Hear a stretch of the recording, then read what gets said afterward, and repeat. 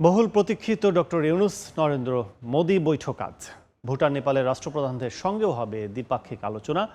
আজ বিমস্টেক সম্মেলনের সমাপনী দিনে 4 থেকে 5টি সেশনে অংশ নেবেন প্রধান উপদেষ্টা।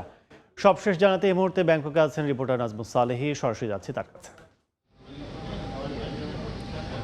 সমাপনী দিনের যে প্রথম সেশনের কর্মসূচি তা শুরু হয়ে গেছে ইতোমধ্যেই। আজকে প্রথম সেশনে যেমনটি আমরা নিউজে শুনছিলাম যে আজকে প্রধান উপদেষ্টা অন্তত 5টি সেশনে অফিসিয়াল যে বিমস্টেকের সেশন রয়েছে সেখানে তিনি অংশগ্রহণ করবেন। আজকে তার বক্তব্য রাখার কথা রয়েছে। তিনি এই আঞ্চলিক জোটটিকে কিভাবে আরও কার্যকর করা যায় এবং এই জোটটি কিভাবে এই অঞ্চলের মানুষের ভাগ্য পরিবর্তনে, অর্থনৈতিক সমৃদ্ধিতে কাজে লাগানো যায় সেদিকে তিনি তার দিক নির্দেশনামূলক বক্তব্য দিবেন। এবং আপনি জানেন যে এবারের এই সম্মেলনের মধ্য দিয়ে আগামী 2 বছরের জন্য বাংলাদেশ দায়িত্ব পালন করবে বিমস্টেকের সভাপতি হিসেবে এবং সে দায়িত্ব গ্রহণ করবেন আজকে বাংলাদেশের প্রধান উপদেষ্টা ডক্টর মোহাম্মদ ইউনূস। সুতরাং তার দিকে এখন আঞ্চলিক জোটের যে সদস্য রাষ্ট্রগুলোই আছে তারা কিন্তু তাকিয়ে রয়েছেন তার নেতৃত্বে কিভাবে এটিকে এগিয়ে নেওয়া যায় বা এই জোটটি কিভাবে আরও কার্যকর হয়। এটি হচ্ছে বিমস্টেকের অফিসিয়াল যে কর্মসূচি সেটি। এর বাইরে মূলত আজকে আলোচনার বিষয়ে পরিণত হয়েছে বাংলাদেশের প্রধান উপদেষ্টা ডক্টর ইউনূস এবং ভারতের প্রধানমন্ত্রী নরেন্দ্র মোদির যে আজকে দ্বিপাক্ষিক বৈঠক হওয়ার কথা রয়েছে সেটি।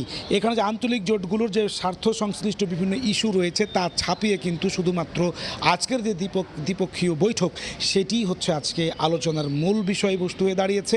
এবং যারা হচ্ছে এখানে এই দক্ষিণ এশিয়ার পলিটিক্স এবং জিও রাজনীতিকে, ভৌগোলিক রাজনীতিকে যারা পড়াশোনা করেন, যারা স্টাডি করেন এবং যারা খোঁজ খবর রাখেন তারা হচ্ছে আজকে তাকিয়ে আছেন এই বৈঠকের দিকে। কারণ আপনি জানেন যে ভারত বাংলাদেশ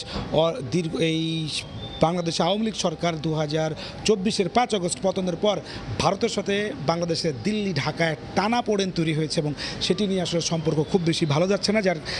সেটি আপনি বুঝতেই পারেন যে 5 আগস্টের পর বাংলাদেশের সাথে রেলের যে যাত্রী যোগাযোগ তা একেবারেই ভারত বন্ধ করে দিয়েছে। রেলে তাদের বেশ কিছু প্রজেক্টে তারা অর্থায়ন করেছিল তা উইথড্র করে তারা নিয়ে নিচ্ছে। অর্থাৎ এখন ভারত এবং বাংলাদেশের মধ্যে যে টানাপোড়েন তা স্পষ্ট।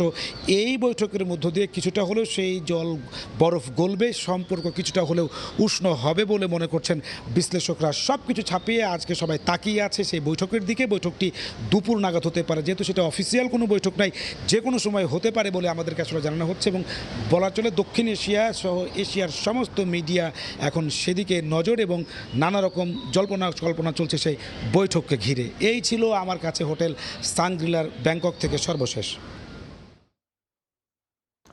বিমস্টেক সম্মেলনের সবশেষ জানাচ্ছিলেন সহকর্মী নাজমুস সালেহী। এখন সরাসরি ছিলাম ব্যাংককে।